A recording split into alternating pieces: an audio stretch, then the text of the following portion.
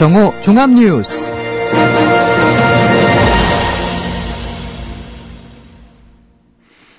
(12월 3일) 국민라디오 정오 종합뉴스입니다. 먼저 오늘의 주요 뉴스입니다.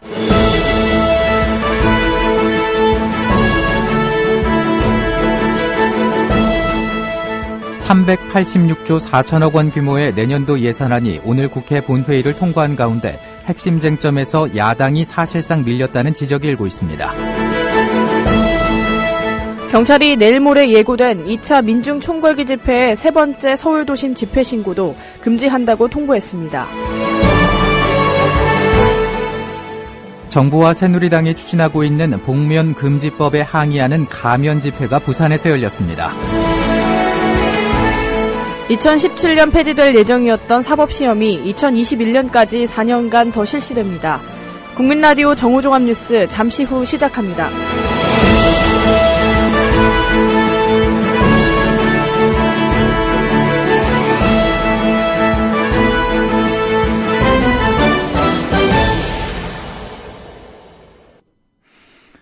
국회는 예산안 처리 법정 시한인 어젯밤 본회의를 열고 자정께 차수 변경까지 하면서 총 지출 기준 386조 4천억 원 규모의 새 예산안과 기금 운용 계획안 등을 통과시켰습니다. 이는 정부안에서 3천억 원 삭감된 액수입니다. 2018년부터 종교인 과세를 골자로 하는 소득세법 개정안 등 세입 예산 부수 법안 15건도 통과됐습니다. 예산안과 함께 여야 원내 지도부가 합의했던 국제의료사업 지원 법안, 모자보건법 개정안, 전공의의 수련 환경 개선과 지위 향상을 위한 법률안, 관광진흥법 개정안, 대리점 거래의 공정화에 관한 법률안 등 5개 법안도 국회의장 직권 상정과 표결을 거쳐 의결됐습니다.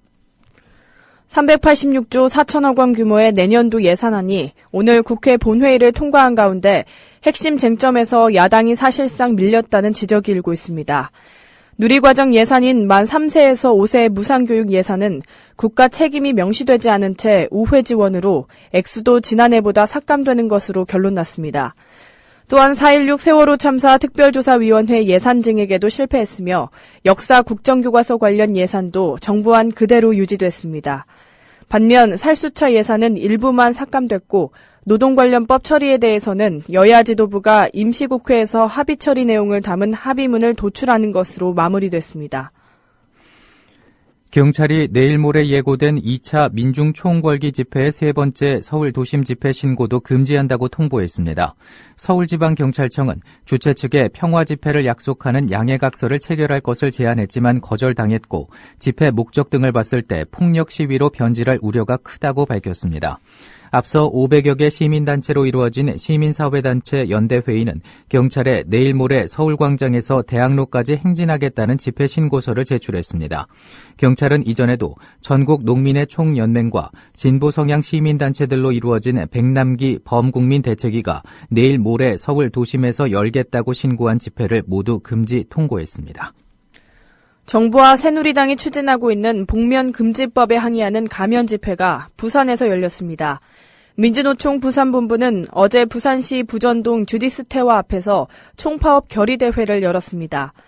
주최 측 추산 1,600여 명인 집회 참가자들은 복면 금지법에 항의하는 의미로 가면을 착용하고 노동개혁 중단 등을 외치며 부산 부전동 중앙대로 등 도로 1.5km를 행진했습니다. 경찰은 이날 혹시 모를 충돌에 대비해 13개 중대 1,200명의 경찰과 살수차를 동원했지만 집회는 평화적으로 끝났습니다. 어제 서울역에서 KTX 승무원들이 촛불 집회를 열었습니다. 앞서 철도노조 오미선 전 KTX 승무지부장 등 34명이 한국철도공사를 상대로 낸 근로자 지위 확인 등 파기 환송심에서 지난 27일 대법원 판결 취지에 따라 원고 패소 판결했습니다. 사법부의 외면에도 불구하고 KTX 승무원들은 먼저 세상을 떠난 동료에게 부끄럽지 않도록 투쟁하겠다고 말했습니다. 이들을 응원하기 위해서 100여 명의 시민들이 촛불을 들었습니다. 어제 뉴스K 영상의 일부를 들어보시겠습니다. 서비스와 안전을 분리해야 된다는 이 대법원의 판결, 그리고 극히 이례적인 상황일 때만 안전을 담당했을 뿐이다. 그 이례적인 상황이 발생하지 않도록 하는 그 모든 업무가 안전과 관련된 업무라는 것들은 우리는 너무나 잘 알고 있지 않습니까? 그렇기 때문에 우리는 그러한 엉터리 같은 판결에도 불구하고 오늘 이 자리에 함께하고 있다고 생각합니다. 34명이었잖아요. 여전히 34명이라고 마음속에 품고 계속 투쟁하겠습니다. 먼저 간 우리 동료가 저희 모습을 보고 부끄러워하지 않고 뿌듯하게 있을 수 있도록 저희 조합원들 말씀하신 것처럼 끝까지 후회 없이 부끄럽지 않게 투쟁하도록 하겠습니다. 이런 대법 판결 때문에도 사실 같은 서비스 직종에서는 굉장히 안 좋은 판례가 되거든요. 그런 걸 생각해서라도 저희가 끝을 실패로 끝내서는 안 되겠다라고 생각하고요. 앞으로도 이런 구체적으로 계획을 세워가지고 조금 지금보다는 더 강한 투쟁 생각하고 있습니다. 다음 소식입니다. 2017년 폐지될 예정이었던 사법시험이 2021년까지 4년간 더 실시됩니다. 법무부는 오늘 브리핑을 열고 논란이 되고 있는 사법시험 존치 여부에 대한 이 같은 내용의 정부 입장을 발표했습니다. 법무부는 변호사 시험 도입과 현행법에 따라 2017년 완전 폐지가 예정됐던 사법시험을 제10회 변호사 시험이 실시되는 2021년까지 유지키로 했습니다. 법무부는 그 유예기간 동안 사법시험 폐지에 따른 합리적 대안을 마련하기 위해 다양한 방안을 연구해 나아가도록 하겠다고 밝혔습니다.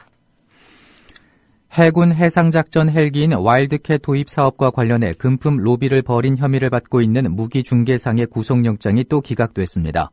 서울중앙지방법원은 보안수사의 내용과 추가 변경된 범죄 혐의의 소명 정도, 또 피의자의 직업과 주거 관계 등에 비춰볼 때 현 단계에서 구속 사유와 필요성을 인정하기 어렵다며 정부합동수사단이 청구한 무기중개업체 S사 대표 한모 씨의 구속영장을 기각했습니다. 함 씨는 자신이 중개하던 와일드캣 선정을 위해서 당시 해군 참모총장이었던 최윤희 전 합참의장의 아들에게 금품을 건넨 혐의를 받고 있습니다. 미국 로스앤젤레스 인근에서 총기 난동 사건이 발생했습니다. 우리 시간으로 오늘 새벽 4시쯤 로스앤젤레스에서 동쪽으로 100km 떨어진 샌버나디노의 장애인 복지시설에서 총기 난동 사건이 벌어졌습니다. 목격자들은 무장한 총격범들이 건물에 들어와 사무실에서 총을 난사했다고 전했습니다. 샌버나디노 소방국은 피해자가 20명이라고 트위터를 통해 밝혔고 현지 방송은 사망자가 최소 12명이라고 전했습니다. 샌버나디노 경찰국은 총격범은 최대 3명인 것으로 추정된다고 설명했습니다.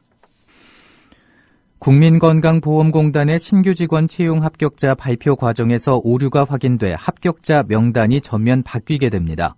건보공단은 어제 필기시험 합격자 812명을 발표했지만 OMR 답안지 처리 과정에서 일부 영역 채점에 오류가 확인돼 필기시험 결과를 전면 재검토하고 있다고 밝혔습니다. 이에 따라 오늘 최종 필기시험 합격자를 재공지합니다. 이번 신입직원 채용 필기시험의 응시자는 모두 2,664명입니다. 건보공단은 추후 구체적인 오류 내역에 대해 밝힐 예정입니다. 소설가 장정일, 연세대 국문과 김철 교수, 작가 유시민 등 국내 지식인 190여 명이 제국의 위안부를 쓴 박유화 세종대 교수의 형사기소를 반대하는 성명을 발표했습니다. 이들은 사법부가 나서서 종군 위안부에 대한 여론을 국가 통제하에 두고 있다며 검찰의 기소 취하와 함께 사법부의 현명한 판단을 촉구한다고 밝혔습니다. 또 제국의 위안부의 주장에 논란의 소지가 없는 것은 아니지만 가장 합리적인 방법은 기소가 아니라 시민사회의 다양한 목소리가 자유롭게 표출되도록 허용하는 것이라고 주장했습니다. 우리나라는 재생에너지 사용 비중이 경제협력개발기구 OECD 회원국 가운데 최하위인 것으로 나타났습니다.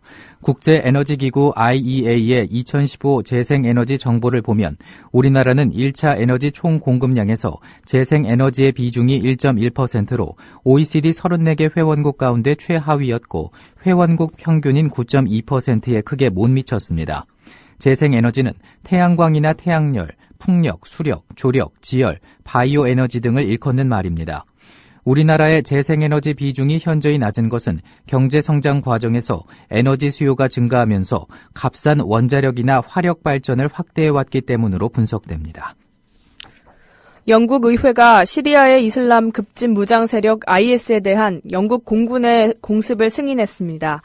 영국 하원은 정부가 제출한 시리아 내 IS 공습안에 표결에 붙여 찬성 397표, 반대 223표로 가결했습니다. 의석 과반수를 차지한 보수당 의원 대다수와 노동당의 의원 수십 명이 찬성표를 던진 것으로 분석됩니다. 캐머런 총리는 토론을 시작하면서 이번 공습안이 합법적이고 영국의 안전을 유지하는 데 필요하다며 지지를 호소했습니다. 이에 따라 영국은 미국 등과의 공조 아래 곧 시리아 내 IS에 대한 공습에 나설 것으로 보입니다.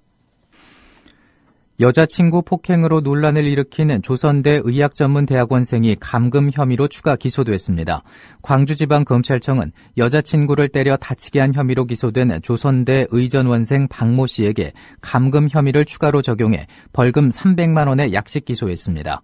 박 씨는 지난 3월 새벽 여자친구인 이모 씨의 집에 찾아가 여러 차례 폭행한 혐의로 재판에 넘겨졌습니다. 당시에 검찰은 상해 혐의만 적용해 기소했고 1심에서 벌금 1,200만 원이 선고되자 법원이 제적을 우려해 봐주기 판결을 내렸다는 비판이 일었습니다. 한국, 베트남, 필리핀, 캄보디아가 공동 신청한 줄다리기가 유네스코 인류 무형문화유산에 등재됐습니다.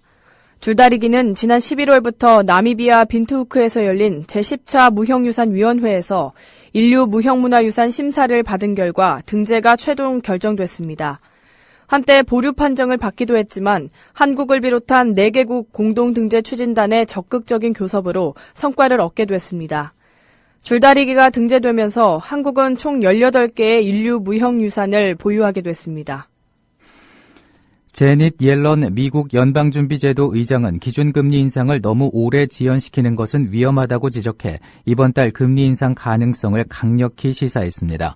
옐런 의장은 연준이 통화정책 정상화의 시작을 너무 오래 지연시키면 갑작스러운 긴축정책을 시행해 경제를 침체에 빠지게 할 수도 있을 것이라고 설명했습니다. 이어 금리 인상 속도는 점진적이 될 것이라며 지난 9월 대부분의 연방공개시장위원회 위원들은 장기적으로 연방기금 금리가 3.5%까지 꽤 느리게 인상될 것으로 예상했다고 말했습니다. 오늘은 전국이 대체로 흐리고 비나 눈이 올 것으로 보입니다. 서울의 지금 기온은 영하 0.2도입니다. 정오종합 뉴스를 마칩니다. 제작 이정일, 진행의 정승조, 김일하였습니다.